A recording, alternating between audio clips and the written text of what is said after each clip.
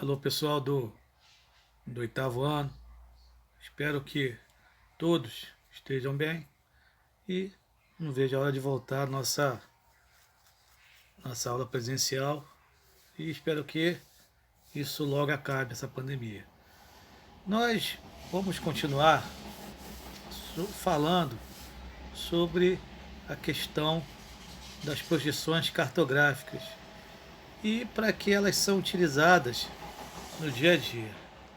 Aí eu coloquei nesse desenho de fundo também quando você faz referência ao planeta Terra. No planeta Terra, nós temos referências das projeções que foram feitas dentro do nosso planeta. Tudo bem, galera? Tudo bem, galerinha? Vamos começar. Vamos falar agora dos tipos de projeções cartográficas. Por exemplo, para representar num plano o globo terrestre, são utilizados três tipos de projeções. Quando você fala de plano, você fala do planisfério. Quem nunca fez um exercício na escola tendo um mapa mundi ou um planisfério? É mais ou menos esta representação. Nós temos tipos de projeções cartográficas. A primeira que nós vamos falar é a projeção cilíndrica. É como se um cilindro envolvesse o globo terrestre, nesse caso, paralelos e meridianos seriam representados por linhas retas que vão convergir entre si. Um exemplo, um notório é a representação do mapa mundi, do qual conhecemos. Seria, pessoal, seria esta foto aqui, pessoal. Seria esta foto cilíndrica que representa o planisfério. Tranquilo, pessoal? Vamos continuar. Agora vamos falar da projeção cônica.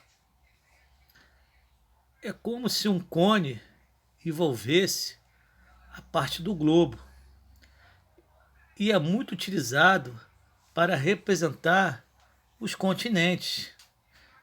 Nesse caso, os paralelos representam círculos concêntricos. Já os meridianos são linhas retas que convergem para o polo. Seria, pessoal, este tipo aqui. Você está vendo? Estão convergindo para onde? Para o polo. A princípio, o polo norte, o polo sul, ou círculo polar ártico, ou círculo polar antártico. Tranquilo? Continuando, galera. Vamos falar agora da projeção plana ou também azimutal. Trata-se de um plano tangente à esfera terrestre. Nesse caso, os paralelos representam círculos concêntricos. Já os meridianos vão irradiar do polo. O que é irradiar? Sair. Dependendo da representação pretendida, e elas são classificadas em três maneiras. Quando sai do polo, quando vai do equador, e oblíqua é quando você tem um pouco mais de um ângulo de 90 graus. Seria esse exemplo aqui, pessoal. Ó, isso aqui é o símbolo da ONU, que é a Organização das Nações Unidas. Então isso aqui, plana, cônica e cilíndrica. Entendeu, galera? Então essas são as pretensões e características dessas três projeções. Vamos falar agora da projeção chamada Mercator, ou Mercator. Foi uma projeção criada por Gerard Mercator no século XVI. Ele era um cartógrafo, geógrafo e matemático, e essa projeção foi utilizada durante o período das grandes navegações, que foi o período de ouro da Europa, onde a Europa precisou sair para o mar. Havia uma parte da história, havia um comércio feito na Europa das especiarias entre a Turquia, antigamente era Constantinopla, e a chegada das Índias, pelo aquele desagradável nome, Vasco da Gama. Então, isso era o referencial de todo navegador do século XVI, que era a projeção de Mercator ou Mercator. A projeção de Mercator é uma das mais utilizadas. Nesse tipo de projeção cilíndrica do globo terrestre, os ângulos e os formatos do continente são conservados. No entretanto, as áreas são deformadas. Esse modelo está incluído na categoria de projeção conformal, sendo muito utilizada na navegação e na aeronáutica, especialmente militar. Temos aqui, galera, a projeção de Peters. Projeção de Peters. Isso aí já é mais utilizado a partir do século XX, século XIX e século XX.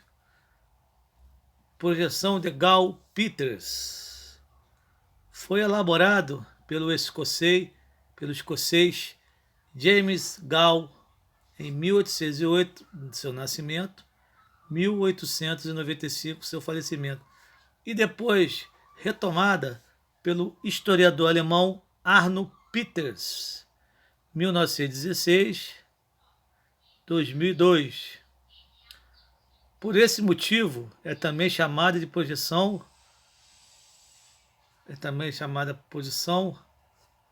Gall-Peters. Tudo bem? Chamada nessa projeção. Trata-se de um tipo de projeção cilíndrica que conserva as proporções entre as áreas. No entretanto, os ângulos e formas do continente serão alterados. Esse modelo está incluído na chamada proporção equivalente. Pessoal, você olhando esta projeção, não sei se vocês detalharam, quando fala da questão do hemisfério norte, o desenho é bonitinho. Quando você faz uma alusão ao hemisfério sul, o desenho está meio estranho, meio deformado. Mas essa é a característica da projeção de Peters. Era de mostrar nitidamente o hemisfério norte, considerado o mais rico, o mais industrializado, e fazer uma alusão ao subdesenvolvimento do quê? Do hemisfério sul. Entendeu? Por isso que isso aqui foi muito utilizado na época, e é utilizado até hoje, para fazer uma analogia do hemisfério norte e do hemisfério sul. Tudo bem? Então tá aqui os detalhes. Então, nossa primeira parte das projeções, nós passamos muito bem. Agora nós vamos fazer uma alusão, fazer um flashback do que é coordenadas geográficas. Vamos lá, galera? 1, 2, 3 e já! Tá aqui, coordenadas geográficas. Professor, eu dei isso lá no 6º ano. Eu aposto um lanche do McDonald's que você não vai lembrar, ainda não lembrará. Mas, vamos lá. Coordenadas geográficas, na sua essência, formam um sistema de localização que se estrutura através de linhas imaginárias, traçadas paralelamente, que nunca vão se encontrar, que são os paralelos, entre si no sentido norte e sul, leste e oeste, que é medido em graus. Com a combinação dessas linhas, criam-se adereços específicos para que cada ponto seja o quê? Identificado, localizado. Convencionou-se, pessoal, linhas imaginárias para você demarcar. Por exemplo, essas linhas imaginárias que nós estudamos são chamadas de paralelos e meridianos. E suas medidas em grau são respectivamente. Quando nós falamos de latitude e longitude, temos que falar que a latitude mede de 0 a 90 graus. E as longitudes é o dobro, de 0 a 180 graus. Tudo bem? Os paralelos cortam a Terra horizontal. Horizontal, pessoal, é quando você faz uma alusão ao horizonte reto. E os meridianos você identifica através do que? Vertical. Horizontal, paralelos. Verticalmente, os meridianos. Mas nós vamos ver no desenho abaixo, nos exemplos que eu coloquei. Tudo bem? Não se preocupe. Tá lá. A junção dessas linhas é o fator responsável pela existência do quê? Das coordenadas geográficas. Por exemplo, o principal paralelo é a linha do Equador. A linha do Equador é a principal linha que divide o planeta Terra, pessoal, em hemisfério norte e hemisfério sul.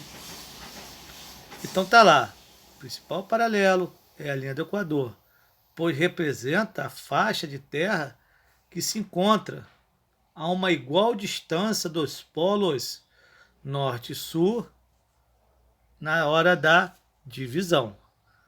Já o principal meridiano é o meridiano de Greenwich e foi escolhido a partir de uma convenção realizada na capital norte-americana, Washington, D.C., em 1884, onde se convencionou que o marco inicial que você vai identificar latitudes e longitudes seria o meridiano de Greenwich.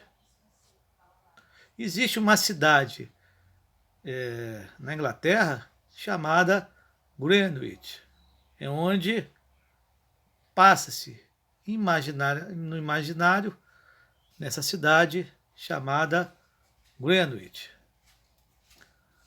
Por esse motivo, tudo que se encontra sobre o Equador vai possuir uma latitude de 0 a 90 graus, partido do norte e diminuído à medida que se desloca para o sul. Então quer dizer o seguinte, do Polo Norte para o Polo Sul, ela vai o quê? Ela aumenta e vai diminuindo o quê? Gradativamente. Tudo bem? A latitude, galera, ela é conhecida por alguns detalhes. A mais conhecida da latitude é essa. É a distância. São distâncias em graus, medidas em graus, de um ponto qualquer, que eu não sei, pode ser o ponto A, ponto 1, ponto B, o ponto número 2, que sempre a referência será a linha do Equador. Então, ela tem uma saída e o seu final será sempre na linha do Equador. Recapitulando, a linha do Equador divide o globo terrestre em hemisfério norte e hemisfério sul. Até aí, tranquilo. Da mesma forma, acontece com o meridiano de Greenwich, em relação que à longitude. A longitude. Tudo que estiver sobre zero da longitude aumenta quando nós deslocamos do leste oriental e diminui quando vai ao oeste ocidental. Por isso, as longitudes são as distâncias medidas em grau de um ponto qualquer, como eu falei, ponto A, ponto 1, ponto 2, ponto B, até em relação ao meridiano de Greenwich. Suas medidas vão de menos 180 a 180 graus. Por exemplo, aqui no desenho do paralelo,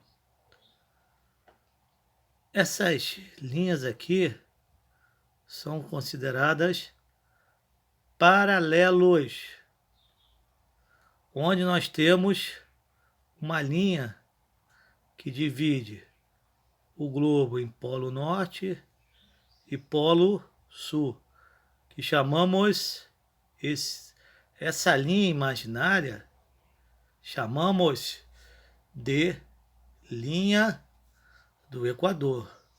É como se você estivesse cortando uma laranja ao meio. Então a latitude é a referência dos paralelos. Tudo bem, garotada? Você tem esse esquema aí. Desse modo, a linha do Equador, que se encontra na exata posição de igual distância aos dois polos terrestres, possuindo latitude de 0 na sua origem e podendo ser de 90 ou menos 90. Isso seria números simétricos. E nós temos a questão da longitude. A longitude, galera, por sua vez, como eu falei para vocês antes, é a distância de um ponto qualquer até o meridiano de Greenwich. Já os meridianos são linhas traçadas verticalmente no sentido norte-sul. Quando você fala no sentido norte-sul, aqui, isso aqui, pessoal, é o meridiano de Greenwich. Isso é o sentido norte-sul. Sentido norte-sul. E essas linhas aqui traçadas, parecendo um globo terrestre, são o quê? São os meridianos. E o meridiano, como eu falei, que foi convencionado em 1884, é o meridiano de Greenwich. Então, as longitudes são referências do meridiano. Por exemplo, o meridiano de Greenwich possui longitude de 0 grau, que aumenta até 180 para leste e diminui até oeste menos 180 graus. Se você for fazendo uma conta, 180 menos 180, na matemática, anula porque dá zero. E o marco inicial, como eu falei, é o meridiano de Greenwich. Portanto, galera, o sistema de coordenadas geográficas surge a partir da combinação entre as latitudes e longitudes da superfície terrestre, onde, com o auxílio da orientação dos paralelos e meridianos, desse modo, cada ponto, por menor que seja, encontra-se localizado em uma latitude específica, tanto para latitude e longitude, sendo de 0 a 90 paralelo, ou menos 90, ou de 0 a 180, ou menos 180 da longitude. A título de exemplo, consideremos os pontos indicados no mapa a seguir.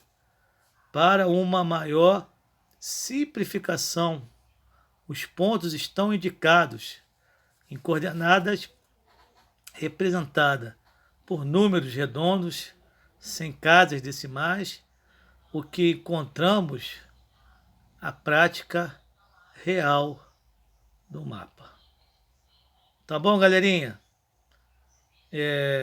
Dentro distante, estarei enviando para vocês os exercícios com parte teórica e alguns exercícios no nosso livro. Desde já agradeço pela compreensão. Um bom dia, uma boa semana a todos. Fiquem com Deus, se cuidem e fui, galera! Tchau, tchau!